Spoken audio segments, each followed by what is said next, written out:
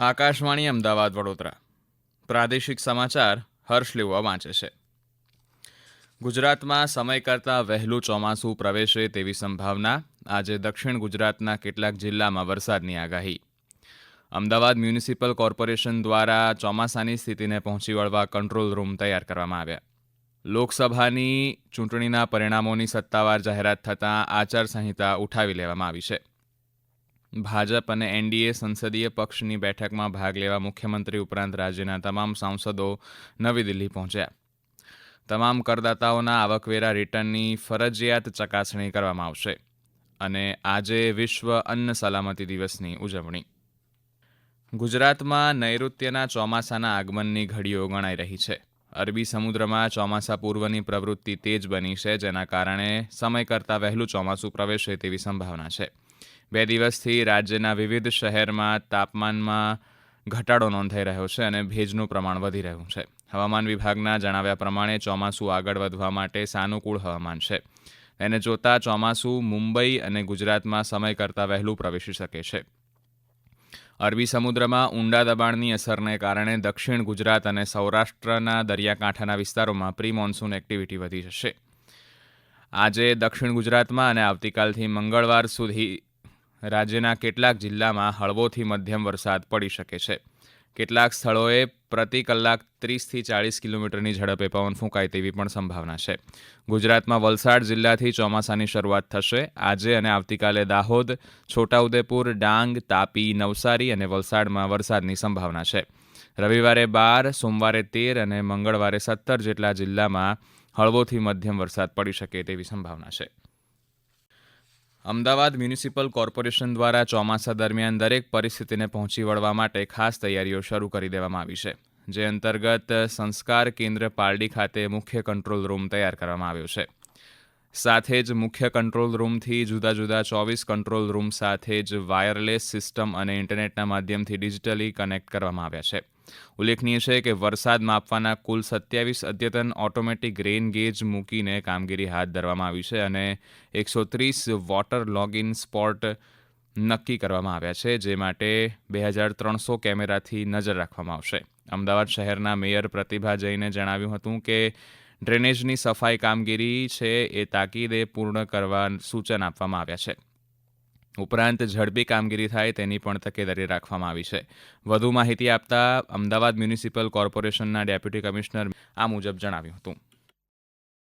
આગામી ચોમાસાની ઋતુને ધ્યાનમાં લઈ અને અમદાવાદ મ્યુનિસિપલ કોર્પોરેશન દ્વારા પાલડી ખાતે મુખ્ય કંટ્રોલ રૂમ સહિત 24 જગ્યાએ સબ કંટ્રોલ રૂમ શરૂ કરવામાં આવ્યા છે. મુખ્ય કંટ્રોલ રૂમના નંબર 90990 10 718, 90990 1838, 90990 35920, 90990 22613, 079 2658 2520/30 રાખવામાં આવેલા છે. આ ઉપરાંત શહેરીજનો વોટ્સએપના માધ્યમથી પણ ફરિયાદ કરી શકે તે માટેની સુવિધા કરવામાં આવેલી છે.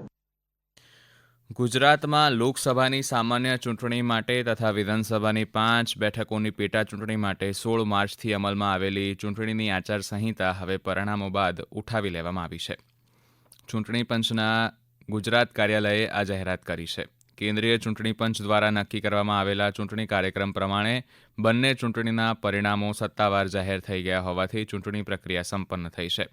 પંચની આ જાહેરાત બાદ સચિવાલય અને તેને સંબંધિત વિભાગો તથા મુખ્યમંત્રી અને મંત્રીમંડળના સભ્યો જ્યાં બેસે છે તે સ્વર્ણિમ સંકુલમાં રાબેતા મુજબ કાર્યવાહી પુનઃ શરૂ થશે. કેન્દ્રમાં એનડીએની સરકાર રચાવા જઈ રહી છે ત્યારે આજે નવી દિલ્હીમાં ભાજપ સંસદીય પક્ષ તથા એનડીએના સાથી પક્ષોની બેઠકો યોજવામાં આવી છે. આ બેઠકમાં ભાગ લેવા માટે મુખ્યમંત્રી ભૂપેન્દ્ર પટેલ, પ્રદેશ ભાજપ પ્રમુખ CR પાટીલ તથા નવા ચૂંટાયેલા મોટાભાગના સાંસદો નવી દિલ્હી પહોંચી ગયા છે. ભાજપે તેના તમામ 25 સાંસદોને ગુરુવાર સાંજ સુધીમાં દિલ્હી પહોંચવા સૂચના આપી હતી. કેન્દ્રીય મંત્રીઓ પુરુષોત્તમ રૂપાલા, ડોક્ટર મનસુખ માંડવિયા, દેવુસિંહ ચૌહાણ પણ દિલ્હી પહોંચી ગયા છે. આ સમાચાર આપ આકાશવાણીના અમદાવાદ વડોદરા કેન્દ્ર પરથી સાંભળી રહ્યા છો. આ સમાચાર આપ અમારી YouTube channel AIR news Gujarat પર પણ સાંભળી શકશો. વધુ સમાચાર માટે આપ અમારા ટ્વિટર હેન્ડલ AIR News_ABAD ને ફોલો કરી શકો છો. કેન્દ્રીય પ્રત્યક્ષ કરવેરા બોર્ડ સીબીડીટીએ નાણાકીય વર્ષ 2024-25 માટેના નિયમો બનાવ્યા છે, જે અંતર્ગત તમામ કરદાતાઓના આવકવેરા રિટર્નની ફરજિયાત ચકાસણી કરવામાં આવશે. બોર્ડના જણાવ્યા પ્રમાણે સૂચનાનું પાલન નહીં કરનારા અધિકારીઓ સામે પગલાં લેવામાં આવશે. રિટર્નમાં સાચી માહિતી નહીં આપનારા પર દંડ ફટકારવામાં આવશે. આવકમાં તફાવત કે મોટા રિફંડનો દાવો ધ્યાનમાં આવશે તો તેની ચકાસણી કરીને કસૂરવાર સામે પગલાં લેવાશે. આ ઉપરાંત ચોખ્ખો નફો અને ચોખ્ખું નુકસાન, વિદેશી વ્યવહારો, ઓપનિંગ સ્ટોક અને ક્લોઝિંગ સ્ટોકની તપાસ કરીને જરૂર પડે કેસ ફરી ખોલવામાં આવશે, એમ સીબીડીટીએ જણાવ્યું છે. રાજકોટ મહાનગરપાલિકાના ડેપ્યુટી ફાયર ઓફિસર બીજે ઠેબાની ધરપકડ કરવામાં આવી છે. તાજેતરમાં રાજકોટમાં ટીઆરપી ગેમ ઝોન ખાતે આગ લાગતા તેમાં 27 લોકોના મૃત્યુ થયા હતા. આ દુર્ઘટના બાદ જુદા જુદા દૃષ્ટિકોણથી તપાસ શરૂ કરવામાં આવી હતી, જેમાં એન્ટી કરપ્શન બ્યુરો પણ જોડાયું હતું. છેલ્લા 4-5 દિવસથી ચાલી રહેલી આ તપાસ દરમિયાન બીજે ઠેબા પાસે અપ્રમાણસરની મિલકત મળી આવી હોવાનું સૂત્રોમાંથી જાણવા મળ્યું છે. બીજે ઠેબા પાસેથી કુલ 79 લાખ કરતાં વધુની અપ્રમાણસરની મિલકત હોવાનું પ્રાથમિક દૃષ્ટિએ બહાર આવ્યું છે. એસીબીના ડીવાયએસપીએ ફરિયાદી બની એસીબી રાજકોટમાં ફરિયાદ નોંધાવતા બીજે ઠેબાની ધરપકડ કરવામાં આવી છે. આજે વિશ્વ અન્ન સલામતી દિવસ છે. અન્નને સલામત રાખવું કેટલું મહત્વનું છે તે અંગે જાગૃતિ ફેલાવવા અને અન્ન સંબંધિત જોખમો સામે પગલાં લેવા સંયુક્ત રાષ્ટ્રએ ડિસેમ્બર 2018માં આ દિવસ મનાવવાનો નિર્ણય લીધો હતો. 7 જૂન 2019થી આ દિવસ મનાવવાની શરૂઆત થઈ હતી. આપણે જે ખોરાક ખાઈએ છીએ તે આરોગ્ય માટે સલામત હોય તે સુનિશ્ચિત કરવા વિશ્વ આરોગ્ય સંસ્થા અને યુએનની ફૂડ એન્ડ એગ્રીકલ્ચર ઓર્ગેનાઇઝેશન તથા અન્ય જૂથો અન્નની સલામતી અંગે જાગૃતિ ફેલાવવા આ દિવસને ઉજવે છે અને વિશ્વભરમાં અનેક કાર્યક્રમો યોજે છે. વિશ્વ આરોગ્ય સંસ્થાના અહેવાલ પ્રમાણે અન્ન સંબંધિત બીમારીઓને કારણે દર વર્ષે વિશ્વમાં 42,000 લોકો મૃત્યુ પામે છે. 7 જૂન 2019થી આ દિવસ મનાવવાની શરૂઆત થઈ છે.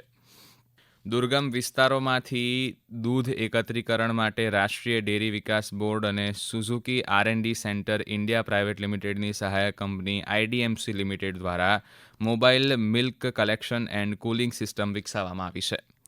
અમારા આણંદ જિલ્લાના પ્રતિનિધિ પરેશ મકવાણા જણાવે છે કે આ નવા પ્રકારની સિસ્ટમ પશુપાલકોના ઘરઆંગણે ઓટોમેટેડ ટેસ્ટિંગની સુવિધા પૂરી પાડશે, જેના પગલે દૂધનું એકત્રીકરણ નિષ્પક્ષ અને પારદર્શક રીતે થઈ શકશે. દૂધની ગુણવત્તા જળવાશે અને સ્થળ પર જ તેનું કુલિંગ થઈ જવાથી તેની શેલ્ફ લાઈફ પણ વધારી શકાશે. તેનાથી અંતરિયાળ અને દુર્ગમ વિસ્તારોમાં વસતા પશુપાલકો માટે સુઆયોજિત રીતે દૂધ પ્રાપ્ત કરવાની પ્રણાલી સુલભ બનશે તથા ગાયના દૂધ, ઊંટના દૂધ વગેરે જેવા વિશિષ્ટ પ્રકારના દૂધનો કાર્યક્ષમ રીતે નિભાવ કરી શકાશે.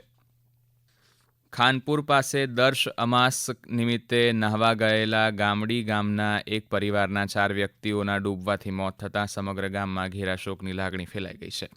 અમારા આણંદ સ્થિત પ્રતિનિધિ પરેશ મકવાણા જણાવે છે કે એક પરિવારના 9 વ્યક્તિઓ ગઈકાલે બપોરે દર્શ અમાસને ખાનપુર ગામ પાસેથી પસાર થતી મહીસાગર નદીમાં નહાવા માટે ગયા હતા.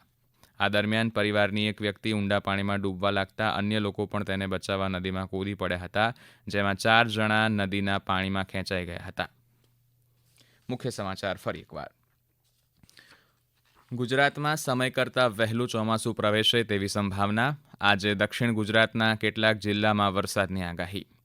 અમદાવાદ મ્યુનિસિપલ કોર્પોરેશન દ્વારા ચોમાસાની સ્થિતિને પહોંચી વળવા કંટ્રોલ રૂમ તૈયાર કરવામાં આવ્યો. લોકસભાની ચૂંટણીના પરિણામોની સત્તાવાર જાહેરાત થતાં આચારસંહિતા ઉઠાવી લેવામાં આવી છે. ભાજપ અને એનડીએ સંસદીય પક્ષની બેઠકમાં ભાગ લેવા મુખ્યમંત્રી ઉપરાંત રાજ્યના તમામ સાંસદો નવી દિલ્હી પહોંચ્યા. તમામ કરદાતાઓના આવકવેરા રિટર્નની ફરજિયાત ચકાસણી કરવામાં આવશે અને આજે વિશ્વ અન્ન સલામતી દિવસની ઉજવણી. આકાશવાણીના અમદાવાદ વડોદરા કેન્દ્ર પરથી પ્રાદેશિક સમાચાર પૂરા થયા. નમસ્કાર.